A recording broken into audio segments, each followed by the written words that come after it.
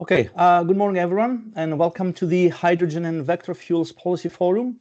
I am Stathis Tingas, and I'm really pleased to be kicking things off today.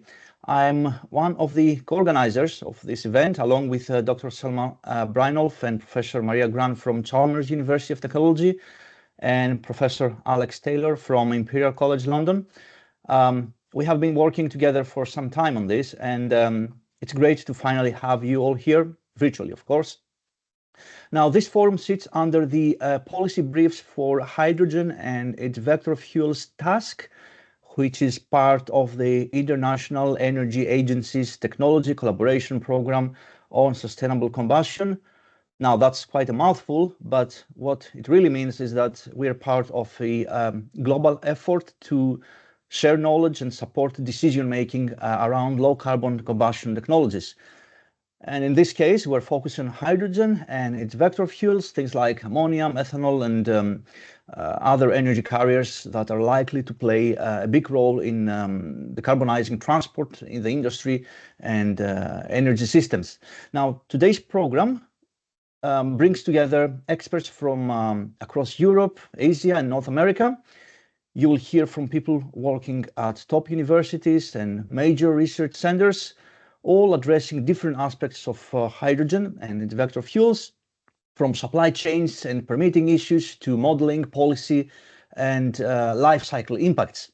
Now, we have designed the day to move at a good pace. Each speaker will have 15 minutes, followed by a few minutes for Q&A and a short break, like 1 or 2 minutes before the next talk. We have built-in time to keep things flowing smoothly. And with that, I would like to introduce you to a few quick housekeeping points before we dive in. First, the whole event is being recorded. We will upload all the talks to the TCP website, and we'll send you the link afterwards. And the proceedings of this event will also be made available there. Now, everyone's mics and cameras are off by default, just to keep things running smoothly. If you have a question for a speaker, please use the Teams Q&A function. You can use the chat for general conversation, but please make sure any actual questions go into the Q&A tab. That's what we will be monitoring. Also, just a quick note on the Q&A for both our audience and our presenters. You are very welcome to post questions in the Q&A at any time, even if the speaker's live Q&A has already passed. If something occurs to you later in the day, feel free to ask. Just be sure to mention who the question is for, either by name or by referring to the topic, so that the right speaker knows it's meant for them.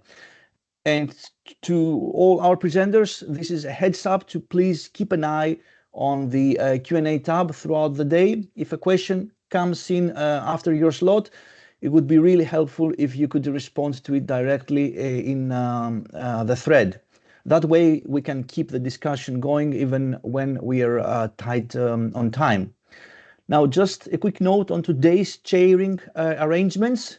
Professor Alex Taylor, who is chairing the first half, will be joining us in about half an hour. So I will be starting the morning session in his place and keeping things moving until he is with us.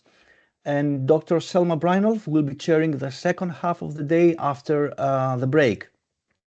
That's all from me for now.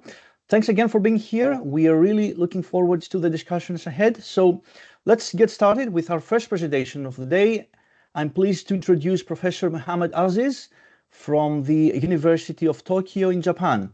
He will be speaking on toward mutual hydrogen network and adoption in the Asian region, cases, perspectives, and challenges. Professor Aziz, over to you. Okay, thank you very much, Prof. Tingas, actually. So I'm Aziz from the University of Tokyo. It's my great pleasure to be invited today. Professor Tingas, is my slide working now? Yes. Can you check my slide over there? Yeah, it's working. Okay. Yeah. Okay, thank you very much. Okay, so today I just would like to talk about something quite general about how actually what's really happened in the Asian regions correlated with the hydrogen itself, correlated with the productions, and also possibly about the utilization of hydrogen or adoption of hydrogen in the futures. And yeah, actually, my background is mechanical engineering, and now we are also focusing on hydrogen production, storage, and also some utilization technologies, including also the combustions. But today, I just would like to talk about something quite general, because in our study also we are conducting any kind of economic analysis correlated with the hydrogen network. Especially, we are much more focusing on the Asian case. Okay, so it is just I just would like to skip this slide because of the limited time. I think this all of you are quite familiar with this kind of background actually. So I just would like to talk about how actually the hydrogen itself would like to be adopted in the futures. And I think it's also quite general. In the European case, I think this kind of application roadmap also will be adopted in the futures. But let me just to mention that until now, some Asian countries, especially like Japan, Korea, China, Australia, and also some Southeast Asian countries, we are much more focusing on the adoption of hydrogen for the transportations. But actually, like for the Japan case, we actually changed it the target for hydrogen adoptions actually in 2021 until 2018 or 2020, actually, the main target for the hydrogen adoption is still on the transportations. But on 2021, we changed it. The biggest target for the hydrogen adoption is not for the transportation, but actually for any kind of industrial adoptions, industrial decarbonization, including also steel making, cement productions, or etc. And also followed by the biggest one is for the power generations, followed by the industrial decarbonizations, and then the third one is for the transportations. And this is the targets actually designed or dedicated or set by some different countries, including Japan, South Korea, China, India, and also Australia. As we could see for years that, yeah, most of them actually still focus on the transportation, but as you could see for years that in Japan case, actually the main target has been changed, and now power generation and also the industrial decarbonizations becomes the largest hydrogen's demand in the futures. And as we could see over here also that China set the biggest or the largest demand for the hydrogens, set about 10 million tons of the hydrogens by 2030, followed by the India, South Korea. For the Japan case, actually, we just set for the 3 million ton annually by 2030. And also Australia have another 1 million to 2 million hydrogen adoptions. So we have actually big challenges. I think the conditions is really quite different between the Asian cases and also with the European cases, because in the Asian cases we have different gaps actually about the conditions, about the characteristic of each countries, and also about the technological maturity, about the infrastructures. And also that's lead to several problems correlated with the production costs, correlated also with the adoptions stage, and also some other regulation also. That's I think the things that in the futures we need also to standardize or to harmonize them together. We have also conducted some feasibility studies correlated with the acceptance or probably the potentials for hydrogen adoption in the futures in different countries in nations. That's also including the potential for the resource availability, including the energy availability, whether it is coming from fossil fuels or renewables. And also we have done several studies correlated with it is complex studies actually. We are combining the energy availability, resource availability in the country, and also the human development index is correlated with with the research and also developments, and also the purchasing power parity per capita. As we go see over years, there some countries are potential as the hydrogen producers in the futures, including also like Indonesia, Malaysia, Brunei Darussalam, Australia, and also probably New Zealand actually. But some countries also potentials as the hydrogen consumers, including Singapore, Japan, also Korea. But in our study, because we did our study in 2000 2019, 2020, at the times, it was very difficult to identify China because China is potential as the hydrogen's producers, also is the hydrogen's consumers. So for the Japan case, actually, now currently we set the target for the green growth or green decarbonization of years, and ammonia and also hydrogen becomes two important sectors of years. We have also in the transport, manufacturing fields, and also residential field or etc. And this is the scenario for the carbon neutrality by 2050. Also, we could see over years that hydrogen also is frightened over years. And it is the target, actually, as I mentioned previously, that Japan has set the targets for about importing or producing also the hydrogens with the amount of 3 million ton of hydrogens by 2030, with the cost or with the price of the hydrogen at the time is $3 per kilograms of hydrogens, and set another goal by 2050 with the amount of 20 million tons of hydrogens with the cost for about $2 per kilograms.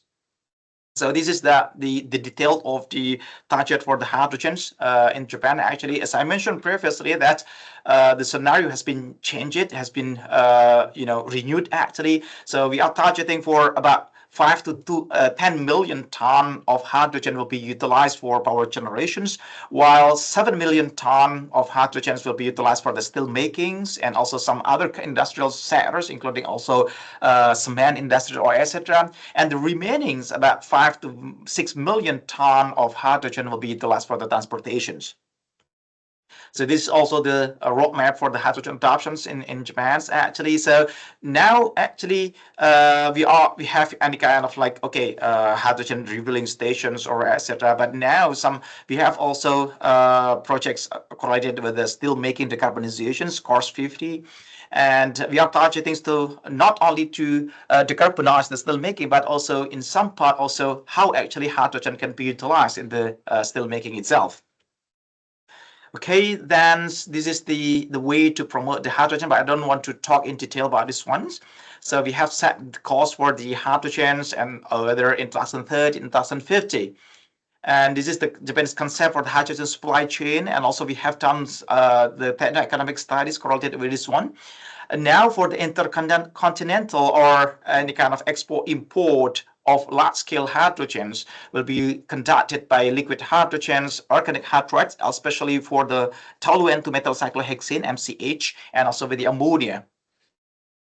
And this is the assumed or expected hydrogen export import from and to Japan actually. So we could see over years that the potential exporter for the hydrogens in case of Japan, it will be some Asian countries, also including the Australia over years, and also some Middle Eastern countries like Saudi Arabia, Qatar, etc. And also the Canada also quite potential, although the transportation is quite long for years. The problem with the Canada is that the cost for the hydrogen production is quite low, but the problem is that the transportation is quite far from Japan itself. Finally, it leads for high price for the hydrogen itself.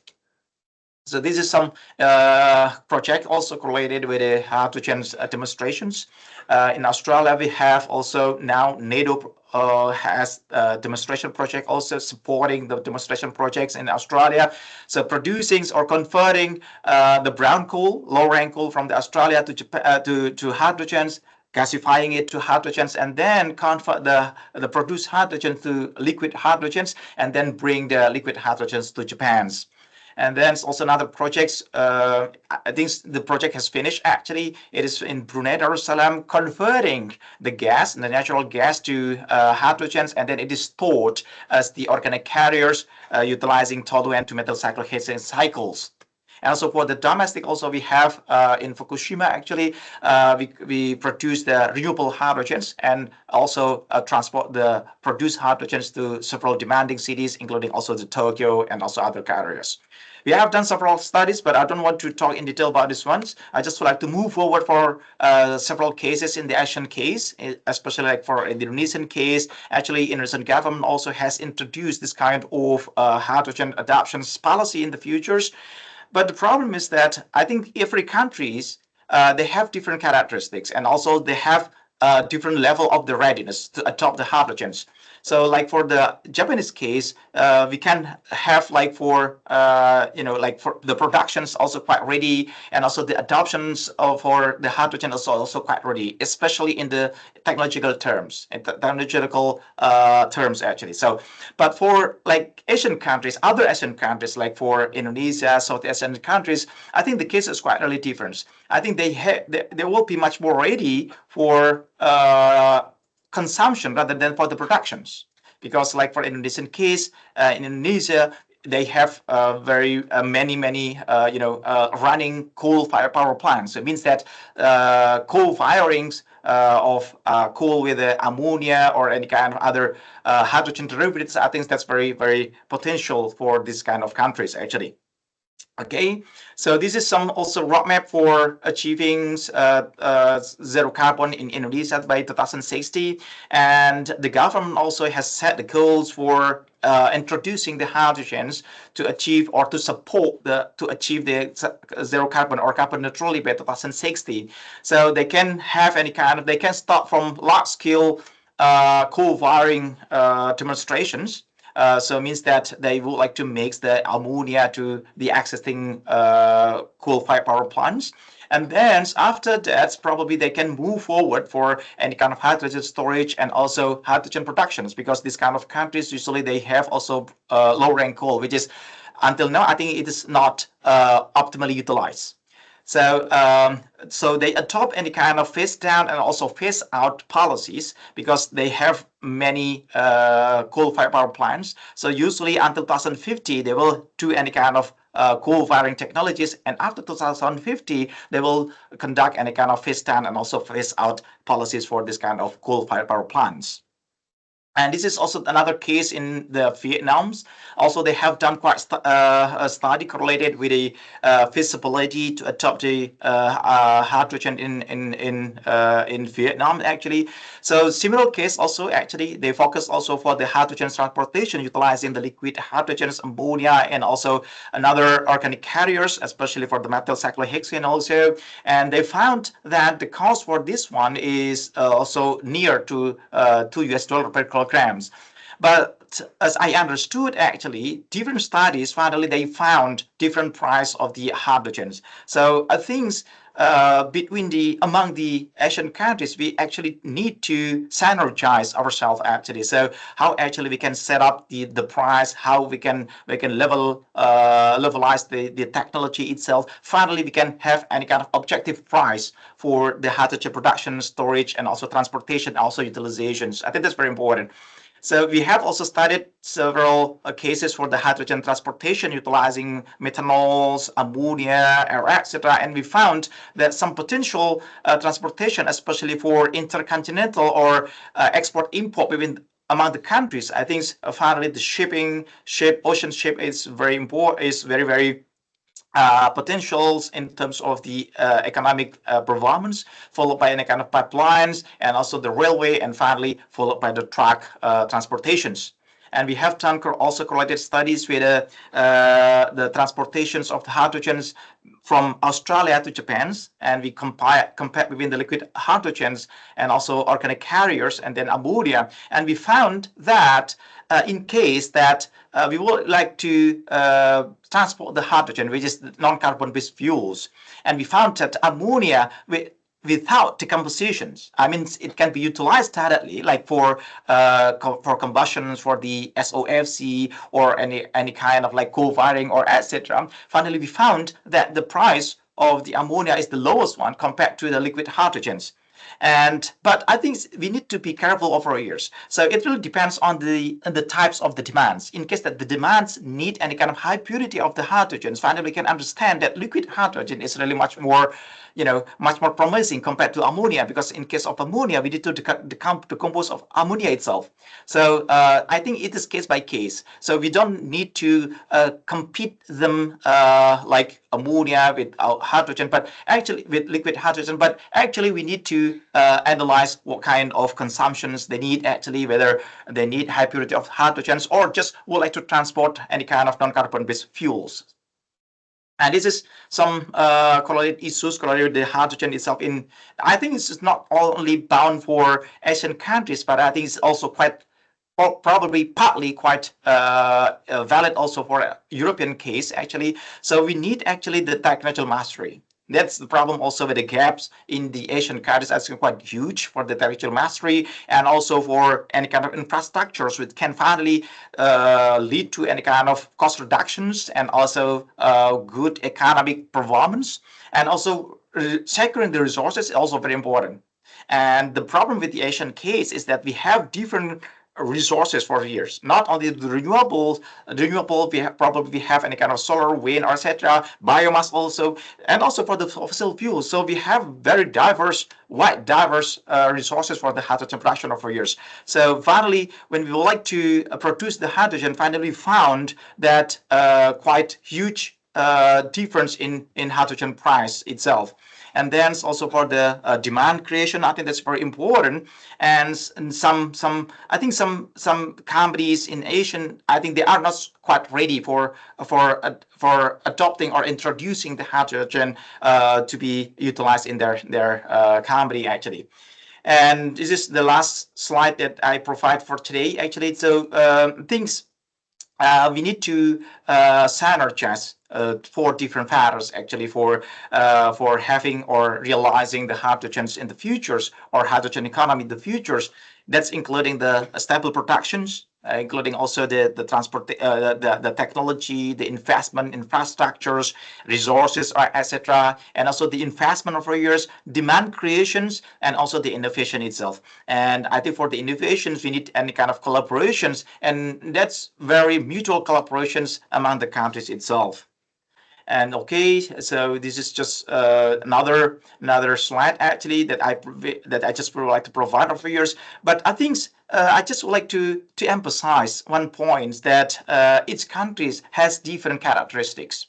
And I think it is really better, is really good, excellent that in case that you would like to, optimize their own characteristics for producing hydrogens or properly transporting, storing the hydrogen, also utilizing the hydrogens itself, not only copying the successful story from other countries actually. Okay, thank you very much, Prof. Tingkat, for your the opportunity. In case that there's any point to discuss, I think I just would like to welcome for that. Thank you very much. Thank you, Professor Aziz. So in the interest of time, we have maybe time for one or two questions.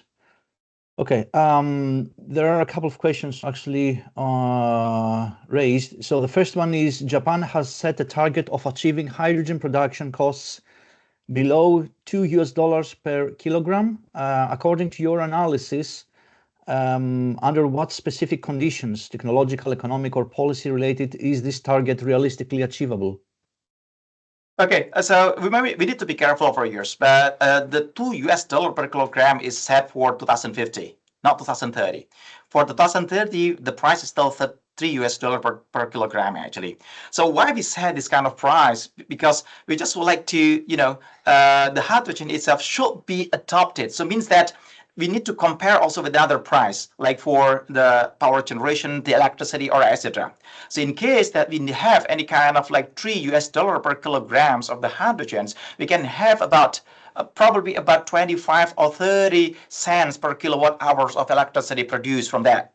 So it will be quite comparable or competitive with the currently running power generations. So yeah, actually, we haven't set any kind of like detailed analysis. I mean, regarding how much the hydrogen can be produced, how much the hydrogen can be transported from Australia to Japan. Actually, we have done the study over there, but the total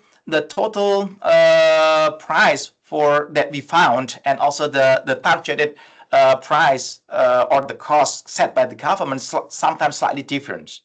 And as I mentioned previously, that we found that the price for transporting the hydrogen from Australia to Japan is about $2.2 per kilograms. That's also including the production cost. But in our study, we set only the price for the hydrogen is still $1 per kilograms. That's the problems. So in case that the production cost of the hydrogen increases like 1.5 or $2 per kilogram, means that also the total price, including the transportation, also will increase accordingly. So, but I think in general, I just would like to mention is that the goal set by the governments is based on the price of the carbon electricity price, etc. Thank you very much. Okay, thank you, Professor Aziz. In the interest of time, we need to move on to our Yep. next speaker. There is one more question for you in the Q&A, if you could Okay, kindly sure, follow sure. up to that. But thank you Okay, again sure, for sure, your sure, sure. great talk. Thank